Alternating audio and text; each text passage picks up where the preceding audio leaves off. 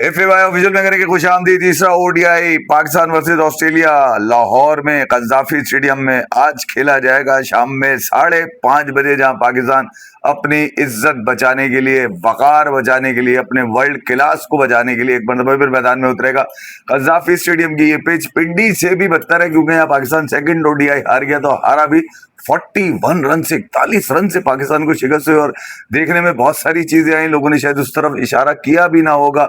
अगर आप पिंडी वाला मैच देखेंगे, जहां पर अरफात बिनाज ने पंजा लगाया, अबरार अहमद ने 2 विकेट लिए, एक शाहीन वगैरह ने ले ली विकेट, खुरचन समेटी थी। जैसे मैं आपको ऑलरेडी कहता हूं कि शाहीन और हारिस सिर्फ खुरचन समेट रहे हैं ओडीआई और टी20 के अंदर, बाकी इनकी परफॉर्मेंस पाकिस्तान को जिताने वाली तो कहीं से नजर नहीं आती। भारत कजाफी में जो मैच खेला गया सेकंड ओडीआई, वहां पाकिस्तान की जानिब से एक मरतबा भी स्पिनर्स का ही रोल होता हुआ नजर आया, मगर शाहीन ने आखिर में 3 तिग्गा लगा लिया था। साथ साथ हारिस रऊफ भी कुछ खींच खाच के चले गए थे, मगर जो ब्रेक थ्रू था वो डेफिनेटली आपने देखा होगा। अरफात बिनाज और अबरार की बॉलिंग के अंदर आपको डिफरेंट नजर आया होगा। शादाब खान जो कि खेल रहे हैं अब एज अ बैटिंग ऑलराउंडर, उनके जो कोच है माइक हेसन, उनकी तारीफ उन्होंने जो करी वो प्रेस कॉन्फ्रेंस में वो यही कह के करी थी कि यार वो बॉलिंग वो बैटिंग ऑलराउंडर खेल रहा है, वो बॉलिंग भी उससे करा लेते हैं हम। कोशिश लोगों ने यही की थी, बल्कि शाहीन ने और बाकी टीम वालों ने कोशिश उनकी ये थी कि शादाब को 2 ओवर कराए जाए, फिर रोक दिया जाए, फिर 4 ओवर कराए जाए, फिर रोक दिया जाए, फिर उसको किसी ना किसी तरह विकेट दिलवा दी जाए। ये कुछ पाकिस्तान के एक्सपर्ट्स मैंने कैसे सुना था कि यार वो कह रहे थे कि यार शादाब को कहीं ना कहीं कोशिश की जा रही है कि शादाब को तकरीबन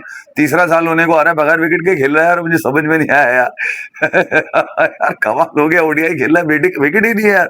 नहीं, वो बैटिंग करता है, ये कहा माइक हेसन ने, आपने सुना होगा प्रेस कॉन्फ्रेंस के अंदर जिस तरह से बचा के उन्होंने किया। मगर सेकंड ओडीआई में बहुत सारी चीजें बड़ी अहम थी, जो कि यकीनन ऑस्ट्रेलिया ने वहां 41 रन से वो मैच जीता, और 231 रन जो किए थे ऑस्ट्रेलिया ने, उसको भी डिफेंड कर लिए थे, जो कि लग रहा था कि यार पाकिस्तान आसानी कर लेगा, क्योंकि रावलपिंडी में एक बड़ी पार्टनरशिप लगी थी। आपने देखा गौरी और बाबर गौरी की एक पार्टनरशिप लगी थी, लोगों ने बड़ी तारीफें की थी, जमीन से लेके आसमान तक की कल्लाबे मिला दी थी, बोल के कि यार ये दोनों जो है ना बड़ा आपस में जेल होके खेल रहे थे, बड़ा अंडरस्टैंड कर रहे थे एक दूसरे को। देखा एक दूसरे को कैसे बाबर आजम ने किस तरह से बाबर गौरी को जो है वो बाबर गौरी को नहीं, वो गाजी गौरी को किस तरह से बाबर आजम ने टिप्स दिए, उसको अच्छा बताया, और देखो किस तरह से वो अच्छा बच्चा करके चला गया। रिजवान की जगह वो खेल रहे थे, आपने देखा होगा। गाजी गौरी के ऊपर एक अलामत ये भी जाहिर की जाती है कि यार तू पाकिस्तान के बेस्ट विकेट कीपर की जगह खेल रहा है, तो तूने अच्छा खेलना है। बहरहाल गाजी गौरी ने सेकंड ओडीआई में भी कोशिश बहुत की थी कि किसी तरह वो कर ले, मगर ऑस्ट्रेलिया को अगर देखें आप तो उनकी कंसिस्टेंसी कहीं ना कहीं नजर आ रही है। वहां रावलपिंडी में अगर उन्होंने 25-30 रन कम किए, तो लाहौर में आगे वो 25-30 रन जो कम थे वो भी मार दिए। मगर जो खास बात थी वो ये थी कि नेथन एलिस जो उनके बॉलर थे, उन्होंने चौका लगाया। चौका मतलब 4 विकेटें लेके चले गए। सबसे लीथल बॉलर ये थे, सबसे मुश्किल बॉलर यही थे। और उसके अंदर जो फुलझड़ी में आपके लिए डालने वाला वो ये है कि यार नेथन एलिस जो है वो ओडीआई में बाबर आजम को 3 मरतबा आउट कर चुके हैं, 3 मरतबा। सिर्फ 68 रन दिए उन्होंने, 3 विकेटें ले ली। और सिर्फ यही नहीं, वो टी20 में भी बाबर आजम को आउट कर चुका है। ऐसा लगता है बाबर आजम को आउट करना उनके बाएं हाथ का खेल है, मतलब चुटकियों में जिस तरह से बाबर आजम के लिए मुश्किल बने हुए थे, वो खेलना बड़ा मुश्किल हो रहा था। लेट के किसी तरह कोशिश की जा रही थी कि इनके ओवर्स को निकाला जाए, मगर नेथन एलिस ने आखिरकार बाबर आजम की वो प्राइस विकेट ले ली। ये प्राइस विकेट नेथन एलिस ने कहा, मैं नहीं कह रहा, नेथन एलिस ने कहा कि बाबर आजम डेफिनेटली पाकिस्तान का बेस्ट बैटर है, और मैं भी जानता था कि यार बाबर आजम को आउट करना जो होगा वो यकीनन इनकी मतलब ऐसी की तैसी हो जाएगी पूरी टीम की, उसके बाद कोई रुक नहीं पाएगा। और आपने देखा होगा उसके बाद रुकता हुआ कोई नजर नहीं आया, सिर्फ शादाब खान अकेले खड़े वहां नजर आए। 60+ उन्होंने रन जरूर किए, मगर पाकिस्तान को शिकस्त फिर भी 41 रन से हो गई। नेथन एलिस हुए, मैथ्यू शॉर्ट हो गए, मैथ्यू रेंशा उनके हो गए। मैथ्यू रेंशा तकरीबन 104 रन बना चुके हैं यार। मैं भी थोड़ी देर पहले देख रहा था कि मैथ्यू रेंशा यार तू कर क्या रहा है, 104 रन बना चुका है इस सीरीज के अंदर, 2 मैचेस में 104, जहां पर अगर देखा जाए तो पहले मैच में 200 रन बने, दूसरे मैच में 230 रन बनाए। ऑस्ट्रेलिया ने 2 मैचेस में 500 रन भी पूरे नहीं किए, और एक आदमी 100 रन मार गया, 100 रन मार के चला गया। जैसे नेथन एलिस ऑस्ट्रेलिया के बड़े अहम तरीन बॉलर बन के निकल रहे हैं पाकिस्तान के अगेंस्ट, वहां कहीं ना कहीं जो है वो मैथ्यू रेंशॉ भी, जो नेथन एलिस तकरीबन 7 विकेटें ले चुका है यार इस सीरीज के अंदर, 2 मैचेस में 7 विकेटें ले भी गया यार। बहरहाल मैथ्यू शॉर्ट हो गए, मैथ्यू रेंशॉ रेनशॉ हो गए, जॉश इंग्लिश हो गए, कैमरॉन ग्रीन हो गए। कैमरॉन ग्रीन ने अपनी गलतियां सुधारी और एक लंबी इनिंग खेली उन्होंने, हालांकि मेरी घंटे की तरह बिल्कुल खेल के गए थे, बहुत स्लो खेल के गए थे, बहुत आराम से खेल के गए थे। गर्मी भी बहुत थी, फिर ये कि बॉल भी थोड़ा सा मुश्किल आ रहा था। अरफात को खेलना जरा मुश्किल है, डेफिनेटली वो बच्चा लेफ्ट आर्म स्पिनर है और वो चैनल बॉलिंग करता है, विकेट टू विकेट बॉल रखता है। अबरार ने बड़ी जबरदस्त बॉलिंग की थी। तो पाकिस्तान को अगर देखा जाए तो कहीं ना कहीं पाकिस्तान के लिए बड़ी मुश्किल होती हुई नजर आ रही है कि 4 खिलाड़ी मैंने आपको ऑस्ट्रेलिया के बता दिए हैं जो ऑस्ट्रेलिया के लिए बेहतरीन कारकर्दगी, उसमें नेथन एलिस और मैथ्यू रेनशॉ को लग रहे हैं। तो तकरीबन 6 लोग आपको नजर आते हैं। अब लोग ये समझ रहे हैं कि यार शायद हो सकता है पाकिस्तान तीसरे ओडीआई के अंदर कोई तब्दीली करे। बिल्कुल कोई तब्दीली नहीं करेगा। मैंने आपको पिंडी वाले मैच के बाद भी कहा था कि मैच जीत चुके हैं और ये बोलेंगे कि यार हम जब जाएंगे तो इन्हीं लड़कों के साथ जाएंगे, क्योंकि विनिंग मोमेंटम रखना है हमने। विनिंग मोमेंटम रख लो भाई अपना, विनिंग मोमेंटम। तुम लाहौर में अब तीसरा मैच पाकिस्तान खेलेगा। क्या पाकिस्तान यहाँ पे टॉस जीतकर बैटिंग करेगा? हाँ, पाकिस्तान 2 टॉस जीता है और दोनों ही टॉस जीतकर पाकिस्तान ने पहले बॉलिंग का फैसला किया था। पिंडी में तो आपकी बॉलिंग काम कर गई, अरफात मिनाज पंजा लगा गया। अगर लाहौर में भी पंजा लगा देता ना वो दूसरे ओडीआई में, फिर भी शायद पाकिस्तान के चांसेस होते। क्योंकि यार मैं सच बात बोलूं कि वो जो विकेट था डेफिनेटली कैमरॉन ग्रीन का, जॉश इंग्लिश का, टाइमली उनकी विकेट लेनी बहुत टाइमली विकेट लेनी बहुत जरूरी थी और वो टाइम आपको मिल नहीं सका। नीचे फिर मैथ्यू रेनशॉ। मैं कह रहा हूँ कि ऑस्ट्रेलिया ने जो टाइम गेन करना था वो टाइम गेन कर लिया उन्होंने। शादाब खान विकेट नहीं ले सके और वो विकेट उनका ना लेना जो था वो यकीनन मेरे ख्याल में शाहीन को अब ये कोशिश करनी होगी कि बजाय शादाब के ओवर बचाने के अबरार के या उसके ओवर बचा लिया करे भाई, किसके अरफात मिनाज के ओवर बचा लिया कि शादाब के ओवर बचाए इसीलिए थे कि इनकी खुर्चन न जाएगी। जहां हारिस मैं और हारिस मिलकर विकेट लेंगे या शादाब को विकेट मिल जाएगी। भाई शादाब को जो धोया उन्होंने पकड़ के, यार पहले ओडीआई में भी धोया, दूसरे ओडीआई में भी धोया। भारत शादाब इस वक्त भी छुरी के नीचे हैं। लोगों ने तारीफें जरूर कर दी, उनकी जबरदस्त इनिंग बताई है। बड़ा अच्छा खूबसूरत डिजाइन भी किया लोगों ने, बड़ा अच्छा डिफाइन भी किया लोगों ने, बड़ा अच्छा तजिया भी किया शादाब के रन्स के ऊपर। जैसा माइक हैसन ने भी अपनी प्रेस कॉन्फ्रेंस में उसको बचाने की बिल्कुल पूरी कोशिश की। मगर मैं दिन वाली जो मैंने वीडियो करी थी वो यही की थी कि इनकी तैयारी नहीं, इनकी तबाही की जो है ना इनकी तबाही की तैयारियां शुरू हो चुकी हैं। जिस अंदाज से पाकिस्तान अपनी इस स्ट्रेंथ के, ऑस्ट्रेलिया की इस स्ट्रेंथ के अगेंस्ट भी अपनी फुल स्ट्रेंथ लेके चल रहा है। कहीं ना कहीं सारे ज्यादातर सीनियर प्लेयर हैं, शाहीन हो गए, हारिस हो गए, शादाब हो गए, सलमान हो गए, आप अंदाजा तो लगाइए, बाबर आजम हो गए, अबरार हो गए। तो ऐसा तो नहीं है कि पाकिस्तान की जो साइड है उसमें एक्सपीरियंस कम, डेफिनेटली एक्सपीरियंस है। हाँ, ये जरूर है कि ऑस्ट्रेलिया ने आपको पिंडी में मौका दिया, आपने उसको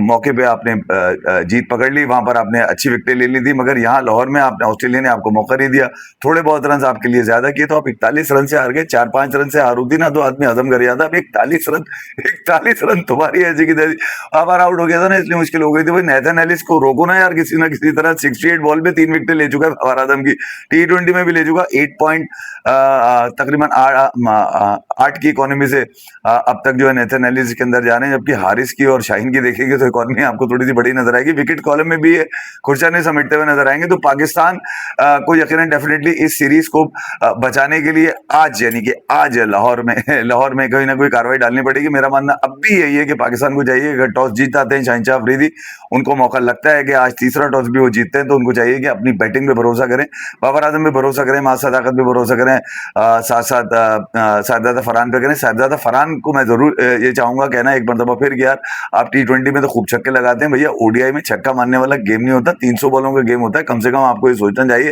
कि अगर आपकी बैटिंग आ रही है और आपको बार बार मौका मिल रहा है, तकरीबन 5-6-7 तकरीबन 5 से ज्यादा ओडीआई साहिबजादा फरहान के हो चुके हैं। अकाउंटेबल आप भी बनते हैं कि आपको अगर मौका मिल रहा है, मुश्किल विकेट है तो आपको ये पता है थोड़ा सा मुश्किल है तो थोड़ा आसान करें।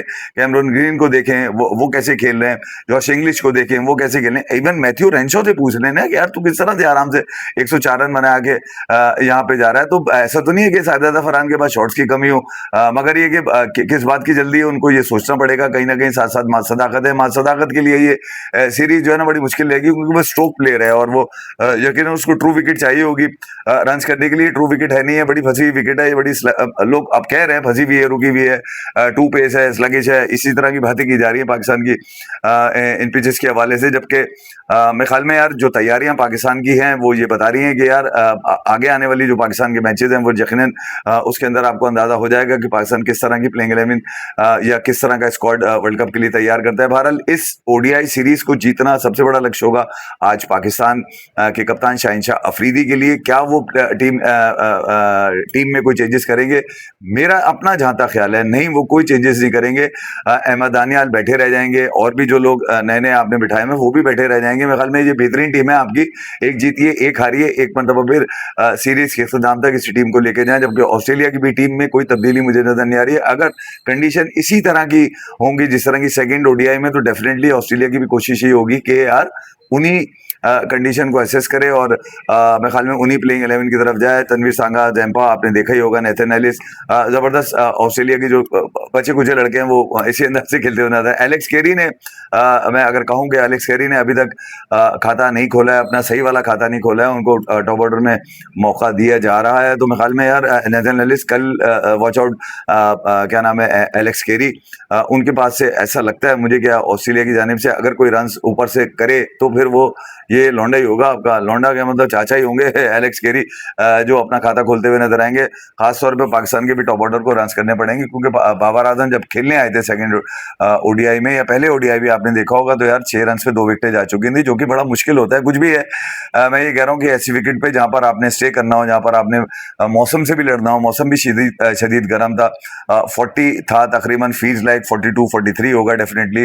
लाहौर में हफ्स भी था, रात गए जब मैच खत्म हुआ तो बारिश भी हो गई थी सेकंड ओडीआई के बाद, ये भी मैंने देखा।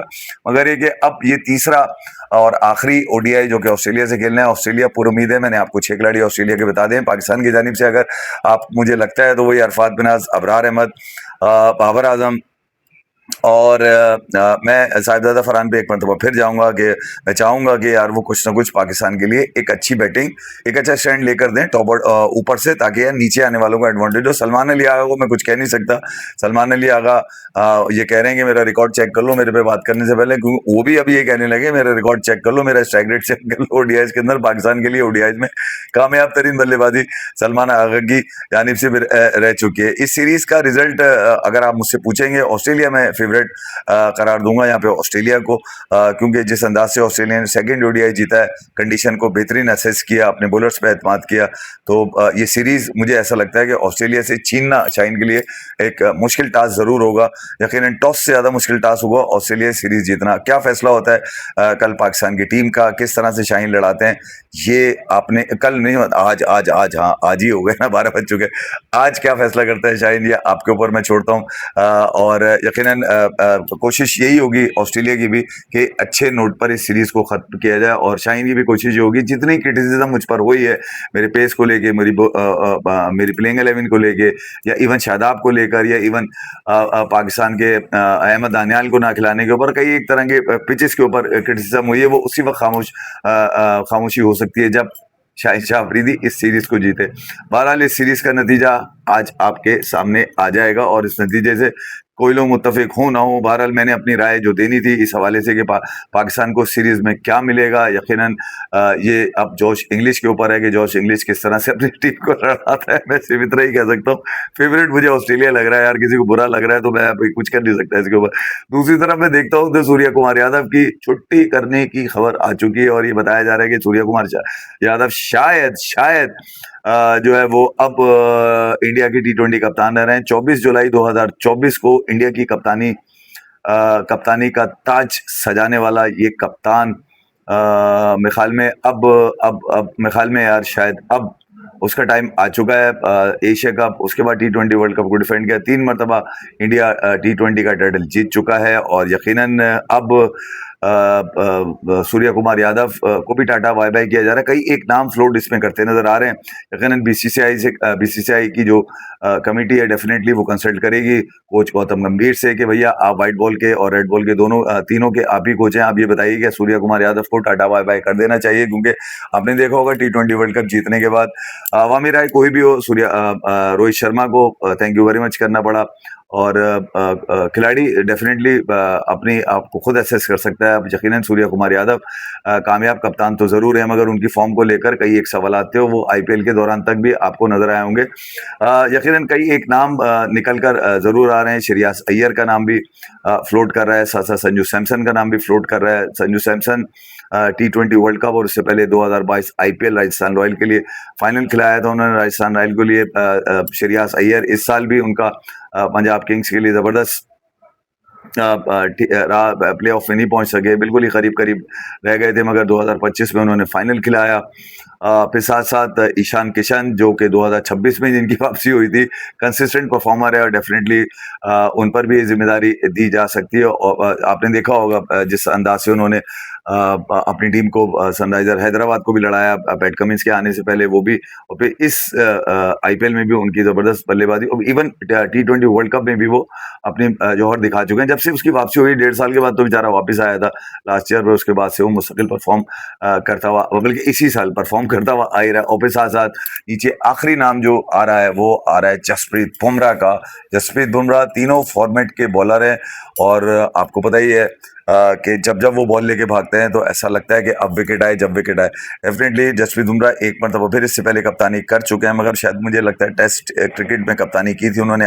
एक टेस्ट इंग्लैंड में खेला था जहां विराट कोहली कप्तानी छोड़ चुके थे टेस्ट की। मेरे ख्याल में अब क्या जसप्रीत बुमराह कप्तानी कबूल करेंगे? हाँ नहीं पता नहीं। ये 4 नाम जो हैं वो सूर्य कुमार यादव के ऊपर लाने की कोशिश की जा रही है। कहाँ तक इस खबर में सदाकत है, यकीनन अगले महीने जो यकीनन यूके में इंग्लैंड के अगेंस्ट जो स्क्वाड जाना है उसके लिए अनाउंसमेंट है, जब ही पता चलेगा। फिर मल्लनपुर जहां पर आपको पता है ओडीआई सीरीज है अफगानिस्तान से इंडिया की, वहां पर 9 जनवरी को रिपोर्ट करेंगे रोहित शर्मा और मेरा विराट कोहली।